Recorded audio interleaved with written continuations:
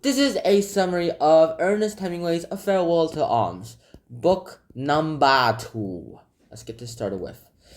Now, in here, we first left off with Henry becoming wounded, especially in this leg region, and it has a bunch of shrapnel in it. Obviously, this is not good. As a result, he has to go get surgery.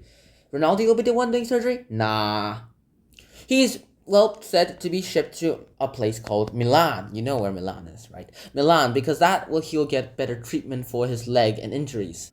Until then, though, he is sitting in his bed, going ahead and writhing in a bunch of pain. Later, when he is transported to Milan, towards an American Red Cross hospital, he is clumsily carried towards inside by the drivers, as a result going ahead and giving him immense pain again. Obviously, this will not be good for these two guys. But what can Henry do? He can't even think properly. As soon as he enters the hospital, so he is shown towards the manager, here. Her name is Miss Van Compton, and they both immediately hate each other.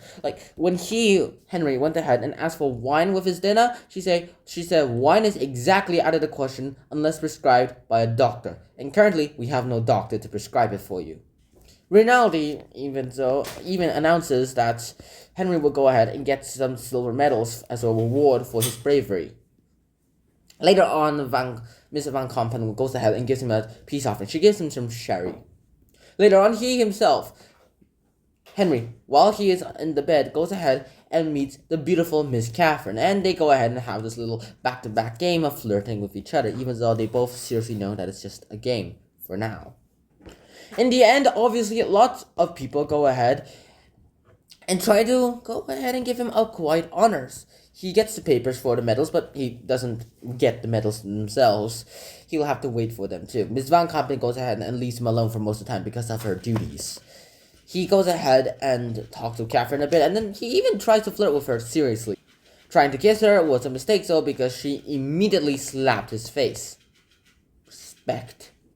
This, in turn, really hurt him, both physically and emotionally, and she realized what she had just done and tried to console him, and he said that he was fine, he was fine, even though deep inside he was, hurt. But that would mend soon. They would eventually get closer and closer and closer towards each other. That close interaction, though, would grow into something more, but I will discuss that a little bit later because it hasn't happened in the book yet. Surgery is now supposed to happen, and 3 American doctors, 3 of these surgeons are supposed to go ahead and do surgery on him without anesthesia, apparently. Yeah, of course there's going to be anesthesia, but not full-blown out, knockout, I do not feel anything in my body anesthesia. No, nothing like that. And they decided on a protocol on how they would go ahead and do some surgery into this man's knee. They go ahead and have some x-rays, but it's obvious that they're all noobs in this particular field of study. One of them says, alright, show me the x-ray bone of the left ankle. Shows him the left ankle. I said left ankle. This is the left ankle. Oh, sorry, I was looking at it from the wrong ankle. I thought it was the right ankle. Alright, you think we should go ahead and wait like 6 months? And then the doctor says, yes, 6 months. Yes, 6 months. What about we should go ahead and wait for the fluid to clot, right? Yeah, the vascular, something science word, fluid. Correct, Amundo. We will wait 6 months. And then obviously Henry is not really happy about that. He wants to go back into combat immediately. And he complains that, do I have to wait for 6 months?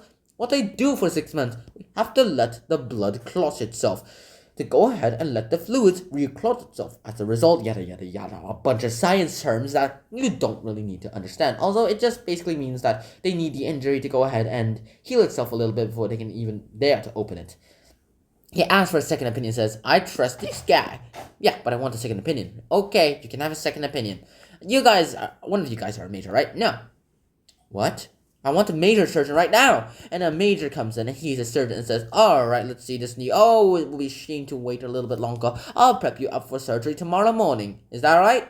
Yes, sir. Alright, surgery tomorrow morning. To you. And they both drink a little alcohol. The next morning, the surgery goes as planned. A little anesthesia is sent into here, the injured parts, and the surgery begins. The shock helps dull the pain, but there is still pain. There is some sort of pain, but eventually after the painkillers and the anesthesia is added, the pain is quite mitigated. Also, it is still quite writhing for Henry to to go ahead and tolerate. In the end, the surgery is successful, and he is allowed to go through physiotherapy, which would still take months. In that physiotherapy, he would learn how to walk with crutches, and he was pretty good at it too. After being discharged from the hospital, he decided he wanted to stay a little bit longer because he was now something a bit more than friends with Catherine. Also, they promised each other that they would go ahead and marry each other after the war. They would call each other married by mind. On paper, they were still just a couple. Unofficially, of course. Nurses are not supposed to be with these people, these scumbag soldiers. It would ruin their reputation and their image. They would, however, go ahead and have something in the bed, and Henry himself remarked that Catherine was great in the bed. Obviously, I cannot draw it. Later on, they realized that Catherine is pregnant, and that she's already a few weeks in. Henry, obviously, is quite worried and thinks that, alright, what am I gonna do? I'm gonna be a father now, and we're not even married, so this is technically a sin.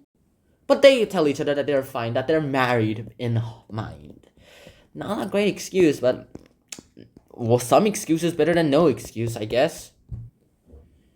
And finally, Henry is discharged, and he can finally go back to the front. Also, Rinaldi, his friend, goes ahead and remarks that this is a terrible crime to go ahead and let him go back to the battlefield. And this is where book 3 ends. I may have used a lot of these words repetitively, and I seriously hope you guys don't really mind, so. And I'll see you guys in book 3. I hope to see you guys there. Until next time, Shohan out, peace. Bye-bye.